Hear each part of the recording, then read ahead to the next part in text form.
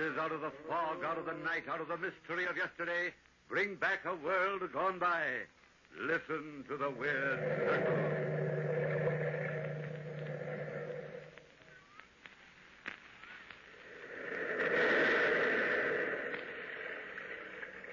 The Weird Circle. In this cave by the restless sea, we are met to call from out the past stories strange and weird. Bellkeeper, toll the bell, so all may know we are gathered again in the Weird Circle.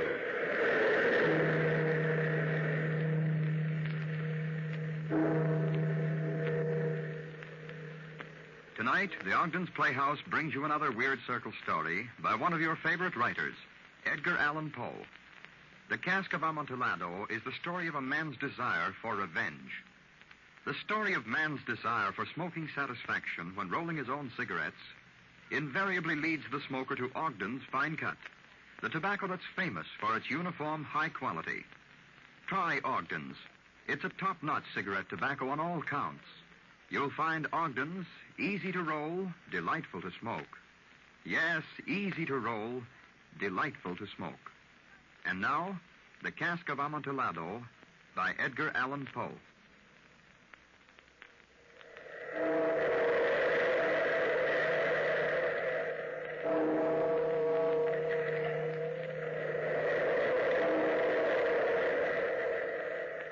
Out of the past, phantoms of a world gone by, speak again the immortal tale, The Cask of Amontillado.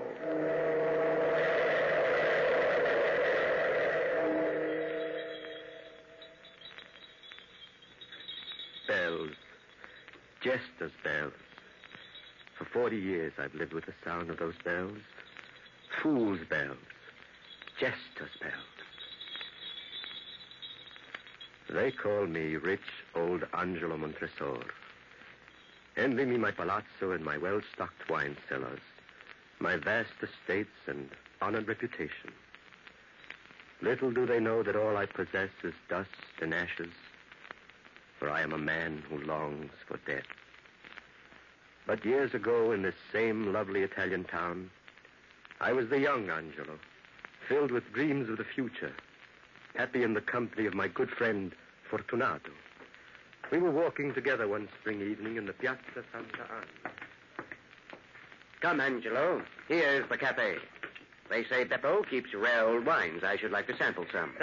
I know you fancy yourself a great connoisseur of vintages, Fortunato mio, but I shall not join you now, for I am meeting Lucia. You and your Lucia. Let's have a glass or two. Keep her waiting. That's good for any girl. Lucia isn't any girl. She's the bright star of my life. I love her very dearly. Love? You may love her, but what makes you think you can win her? What have you to offer as a son-in-law? A likely face and figure, granted. But, well, I'm my uncle's heir. All you Montresors are long-lived. Have you business sense, brains, ambition? My ambition is to have Lucia for my wife, a small casa. Yes, and many sniveling bambinos. Yes. Now, my dear simpleton, you haven't a chance with her father. Now, suppose it were me. Lucia is beautiful, yes.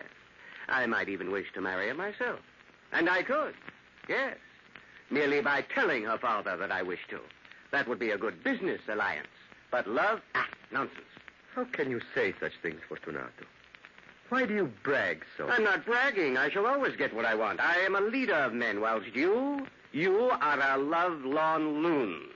Born to be a sheep and a follower. Well, I'm not following you now. Go, sample your fine wine and talk of the great things you will do. I have something much more important to do. Angelo! Angelo! It's Lucia. Isn't she lovely? Very lovely. Caro mio. Lucia, darling. It's wonderful to see you. Greetings, my little pigeon. Good evening, Fortunato. But I am not your little pigeon. Good night, Angelo. Arrivederci, Fortunato. Lucia. Lucia, dear, you were almost rude to Fortunato. Why? I do not like him. I know he is your friend, but... He is. He's a great fellow and very fond of me. Is he? Of course. Man's man, perhaps, not a woman's He's ideal. cruel and hard. A girl can tell. But let's not talk of Fortunato. Are you going to speak to Father tonight? Yes. But I'm afraid he won't allow you to marry me. Why not, Angelo? I have no wealth, no business. Darling, do not belittle yourself so. You are all the world to me. Lucia, is this miracle true? You do really love me? With all my heart. Now and forever. Be brave, Angelo. Speak to my father. He will not deny me happiness. To my great joy, her father gave us his blessing. Lucia was to be my own dear wife. I was walking on air, humbly, deeply grateful. Just before our wedding was to take place, all our friends were invited to Lucia's home to celebrate. It was a happy evening of song, wine, and congratulations. Fortunato, most of all, seemed elated at my good fortune, and he and I were the last to take our leave. We walked along through the dark, empty streets, talking of the party and plans for my coming wedding. We reached his door. See here, boy, I do not like your going home alone. Huh? It's the blackest kind of night. I think I should go along with you. You mean you walk me to my door and then I escort you to yours and so back and forth till dawn, huh? But these streets are not safe so late at night. Oh, nonsense. I have my land. Well, don't say I didn't warn you. No, I'm not afraid. Buona notte, my friend. Il tomato, Angelo.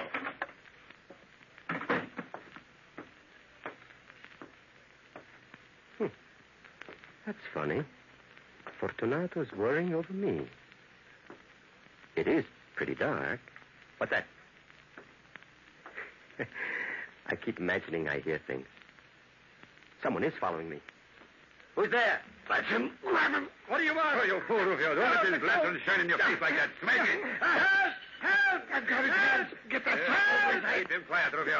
But don't kill him. They don't pay for corpses. Just a gentle tap. As limp as a rag in my arm. Now, take his feet and hurry. We must get away from here. I regained my senses and awoke to a misery of mental and physical anguish.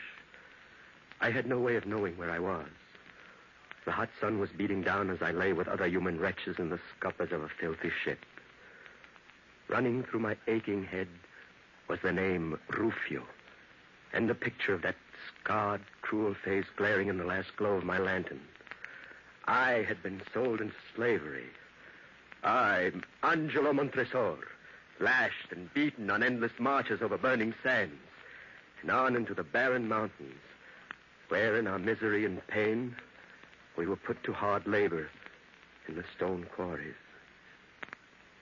I'll not forget those endless years. The ache in my heart for my beloved Lucia, my longing for my native land, and above all, the haunting hate I bore for the man Rufio. I swore I'd find him, if not on this earth, then in an even worse hell than the one to which he had condemned me. And then one day, a miracle happened. I escaped. Starving and nearly dead from exhaustion, I reached a small seacoast village. There I begged crusts. Yes, begged in the streets for soldi to buy my passage on some vessel bound for Italy. See here, my son. Look up here. Allah, Allah! Arms! Arms for the love of... Let me look at you. Benedetto Cielo. My language. My native tongue. As I thought. Your skin is dark enough and you're filthy as any beggar.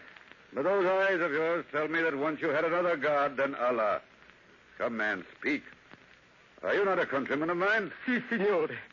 And I hope to return to my homeland as I hope for heaven. You are not fleeing justice. I'm seeking justice for the foulest treachery. Now, let that wait. You can tell me your story later. My ship is about to weigh anchor. And if you'd like to come along... Like to? May the saints bless you. But I have no money to pay you with. Oh, don't let that worry you. After a bit of food and rest, I'll let you work your passage home. As a free man, I sailed for home, stepped ashore on the soil of my beloved country, and walked eagerly into the town where I was born. I longed to seek out Lucia, but I was ashamed of the sailor's clothes I wore. So I hurried to my old friend Fortunato's to borrow something suitable. Is Signor Fortunato at home? No, sir. Only the Signora is in. His wife? Si, Signor. Good old Fortunato married? Why, this is wonderful news. My compliments to your mistress, and say that a very old friend of her husband begs an interview. Madame is not well. Oh. But I shall ask if she will see you. Come in, Signor. Thank you. I shall wait here. Signora. I've heard every word, Anna. Leave us. Quickly. Angelo. Angelo. Lucia. Angelo, my love. Oh, is it really you? Let me touch you. Let me look at your dear face. Oh, my Lucia. Oh. How I've longed to hold you close in my arms. But now you and Fortunato... Angelo, it was my father's wish that I marry Fortunato. When they told me that you were dead, I died, too. I became a thing with no heart, without any will. Oh, Lucia. Fortunato was your friend. I thought it would bring you nearer because we could talk of you. But he has never allowed me to mention your name. Oh, Angelo, he is so cruel. Fortunato? Cruel to you? Oh, my darling. What shall we do? I love you so. And I have loved only you. And always shall. But, Angelo, there's something I must beg of you. Implore you to do. Lucia, beloved, what is it? When Fortunato comes, if he seems rude to me, say nothing. Do nothing. It would only make him more cruel. Oh, there he is. He must not know that I have told you. Act, Angelo. Act for my sake. We must seem carefree and gay. Carefree and gay. Fortunato, come in here. A miracle has happened. Why, hurry, see. Here is a long-lost friend. What are you babbling about? Who is this? Dio Possenti, Angelo. But you were killed. No, old friend. Not killed. Oh, well, heaven be praised. We've mourned you all these years. What happened? Where have you been? Well, that night I left you at your house, I was followed and set upon by two ruffians. Santa Maria. And to think I let you go home alone. Oh, I blame myself. Have you any suspicion? Suspicion? Yes. Absolutely none. Through all the years of torture, I try to think, who did this to me? What hidden enemy? Or perhaps, Angelo, a false friend. Be still, Lucia. This is man's talk. You will serve us best by getting a bottle of my favorite Lacrima Christi from the cellars. This should be a celebration. See, Fortunato. So I do not know one bottle from another. She has a fear of my wine cellars. Hates to go down there. Ah, what an escape you had, Angelo. From matrimony, I mean. Were you surprised to learn I had wed your Lucia? Why, I thought you scoffed at love. So I do. Marriage of convenience, uniting of two fortunes. Lucia's a very lucky woman. I'm a rich man. Yeah, yes. Lucia is very lucky. Here she comes. We'll see if we're lucky. Well, sweet pigeon, what have you brought us to drink? Ah, sapristi, I thought so. You've as much knowledge of wine as a donkey. Vino Rosso. Fortunato! There's wine all over Lucia's dress. And it may make her more cheerful, even if it is only on the outside.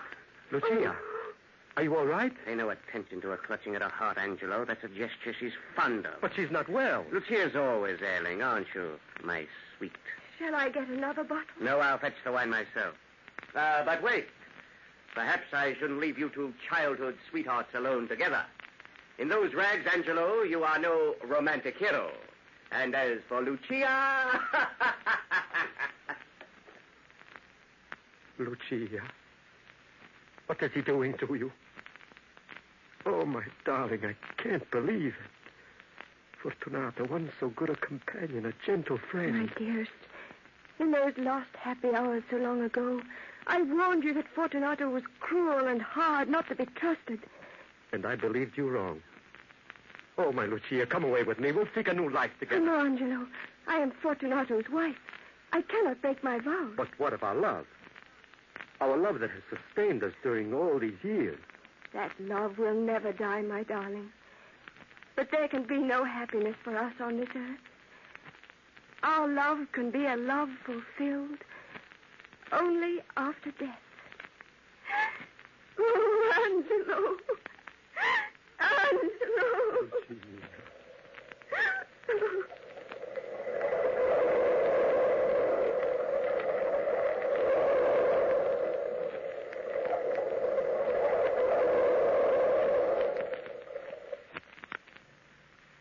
Stories of false friends and intrigue are as old as time itself. Here, however, we have the story of a false friend, Fortunato, whose machinations bring unhappiness and near destruction to two people who seek and deserve a far better fate. The climax of tonight's Weird Circle story promises a disturbing conclusion. But speaking of good friends and happy conclusions, smokers everywhere know that Ogden's fine-cut tobacco has been a steady friend to the discriminating roll-your-own smoker right down through the years. They know, too, that when they say, "Make mine Ogden's," there's only one possible conclusion, and that's complete smoking satisfaction. Try Ogden's. See how uniformly it rolls into a fine cigarette. And the moment you light up, the inner goodness of Ogden's is yours to enjoy to the full. You'll say that Ogden's is tops in quality. You'll agree that Ogden's is easy to roll, delightful to smoke. Yes, easy to roll, delightful to smoke. And now back to our story, The Cask of Amontillado by Edgar Allan Poe. Angelo, on the eve of his wedding to his beloved Lucia, is waylaid and sold into slavery. After long years, he escapes and returns at last to his own house. To his despair, he finds that Lucia, believing him dead, has obeyed her father's wish and has married Fortunato, a connoisseur of wines, and Angelo's best friend. And now, our story continues.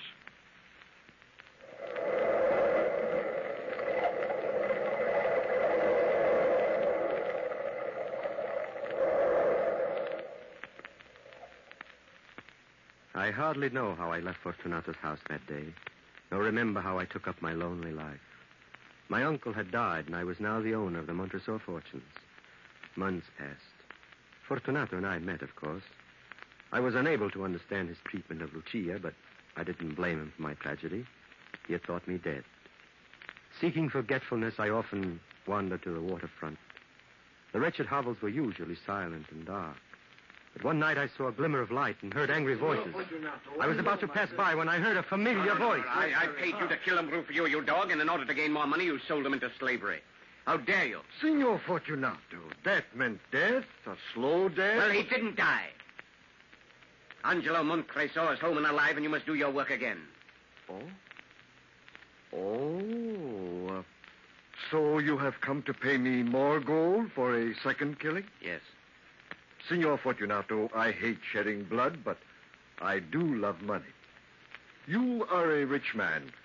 Surely you don't wish Montresor to learn of your friendly efforts? Blackmail, eh? Persuasion. For my silence, 1,000 lire. 1,000... Death! Take that! For your silence. I couldn't move or cry out. I hardly breathed. I saw my old friend Fortunato sling from that wretched hovel, a liar, a murderer, a Judas. I had to think. I would have vengeance, that was certain. But I must run no risk of being found out. Above all, Lucia must not be involved. She must not learn of her husband's treachery. I began to lay my plans, but vowed that neither by word or deed would I cause Fortunato to doubt my goodwill. This resolve was soon put to the test. It was carnival time. I came to face with Fortunato. The man wore motley, and on his head a pointed jester's cap with bells. Gaily costumed girls followed him. La saluto, Angelo. Well met. My dear Fortunato, how remarkably well you look. Don't I? A connoisseur of beauty as well as of wine. But come along, let's have a bottle right now. I'd love to, but I'm not in costume. Well, get yourself one. This is carnival. Meet me at the cafe. We'll make a night of it. Perhaps I will. All right, see you later. Then I'll wait for you. Don't fail Follow me. Signor Angelo, I thought I'd never find you in this crowd. Anna, what brings you? Madonna Lucia is dying. No. Oh, no. Father Luigi is with her. Hurry, Signor. She is calling for you. You have come in time, my son. She has not long to live. Where is she, Father? In here, my son. She awaits you. Angelo, beloved, you have come. My own dearest love. Yes, your own. Forever. I've always belonged to you. Never to Fortunato. Oh, beware of him, Angelo mio. He taunted me cruelly today. Boasted that it was he who had paid to have you murdered. I know, Lucia mia. Don't try to talk. I know it all. Just lie here in my arms and remember our great love. Oh. There. But Angelo, I beg you, do nothing against Fortunato. It would only bring harm to you. Beloved, nothing matters but you. Angelo, kiss me. Our last. Adieu. My love. Lucia.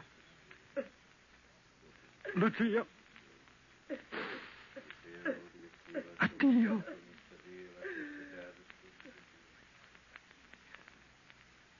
Lucia died in my arms, and my heart died with her. But my mind was keen. At last I was determined that the plan I had made would be carried out. Now, tonight, the carnival was at the height of its madness, and I knew where to find Fortunato. Providing myself with a mask and domino to avoid recognition, I pushed my way through the revelers. Fortunato! Who called? It is I, Angelo. I didn't know you in that gay disguise. What's the secret? Where can I find Lucchese? Lucchese, why? Well, some time ago I ordered a cask of Amontillado. Ah, that nips of the gods. And when I got home just now, I found it had been delivered. You jest. In the middle of the carnival? Yes. And I was silly enough to pay the full Amontillado price. I was afraid of losing a bargain. Lucchese cannot tell Amontillado from Chianti. I am the man to tell you whether you've a bargain or not. Where is this precious cask? In the dungeons of my house. My secret cellar. To the secret cellars, then. Lead on. You're making me thirsty. Oh, no, my friend, no. I can't impose on you. Now, Lucchese... Nonsense. Come. No, Fortunato, be sensible. You have a severe cold, and remember, my vaults are damp. My cold? Amontillado. That will cure my cough. Let me judge it for you. Come. Taking 2 torches from the wall, I gave one to Fortunato and bowed him through suites of rooms to the archway leading to the vaults. Down long, winding stairs, we stood at length on the wet earth of the Montresor catacombs. Fortunato's step was a bit unsteady, for he had tasted much wine, and his bells jingled as he walked. The cask. Where is this cask? Oh, much further on, beyond these newer coffins. Oh, it's cold here. We'd best go back. Your health is precious, and you are a man of importance. I cannot be responsible for your illness. Enough. I shall not die of a cough. True. I do not mean that you should. But stop a moment. Here in these bins is wine. A drink of this Chateau Lafitte will drive out the damp. Here you are. Break off the neck and warm yourself. Fair bacco. A cheerful spot for a drink with all these coffins and bones, eh? I drink to the buried that repose around us. And I drink with you to your long life. These vaults of yours are enormous. Yes. We're below the riverbed now. Beyond these casks and coffins are the inmost recesses of the catacombs. I can wait no longer. Where is this Amontillado? In there. Through that grill door, an iron door? Looks like a dungeon. So it is. It's the dungeon where the old Montresors kept their precious captives, and where now I keep my most precious vintages. I can hardly see my torch burn so dimly. Oh, that's just because the air is foul in here. But look, there's the great cask. I'll hold your torch. There. Here's a flagon. Go in and sample it to your heart's content. At last, the Amontillado. I have not tasted it in years.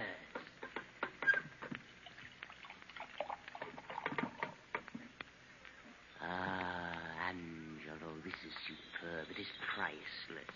Oh, but bring the torches. Oh, where are you? Here. Outside the door. Angelo, what are you doing? A very good joke indeed. An excellent joke. We'll have a good laugh about it back at the cafe. Now, let me out. It's damp in here. It's very damp. Feel the niter on the wall. Open that door. I wish to return to the carnival. The carnival is ended for you. Besides, you promised to give me your opinion of my Amontillado. So let me out of here. The door is solid iron. You'll only hurt your hand. Angelo, open this door. I say open it this moment. And I say no. This is my moment. My time of revenge. Revenge? For the love of heaven, Montresor, don't leave me here. Mercy. Had you mercy when you stabbed Rufio? Montresor's a damned. The dog had pity. Had you pity when you paid to have me murdered? Angelo, save me. Don't leave me here. Pity for Lucia's sake. Silence. Don't mention her sainted name. But I'll die like Yes, Fortunato, you'll die. And none but the rats will ever find you here. I leave you with the bones of my ancestors. Angelo! Come back! Don't leave me! Angelo!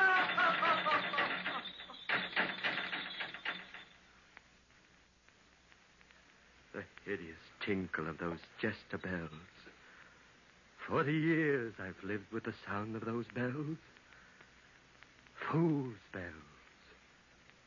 Jester's bells.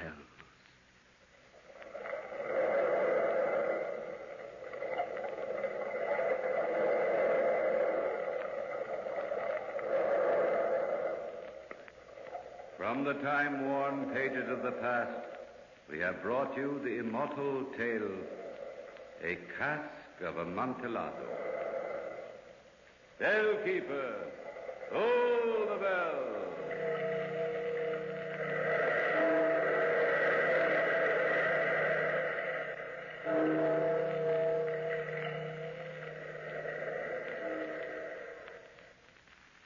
Tonight, friends, Ogden's has brought you another Weird Circle story for your listening enjoyment.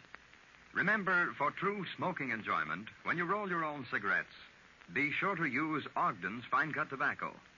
It's the acknowledged leader with smokers who know and insist upon quality smoking. A fine cut tobacco that's ideal for rolling mild and satisfying cigarettes. Try Ogden's. You'll find Ogden's easy to roll, delightful to smoke. Yes, easy to roll, delightful to smoke. Next week at this same time, be sure to join us at the Ogden's Playhouse for a radio dramatization of A Rope of Hair by Guy de Maupassant.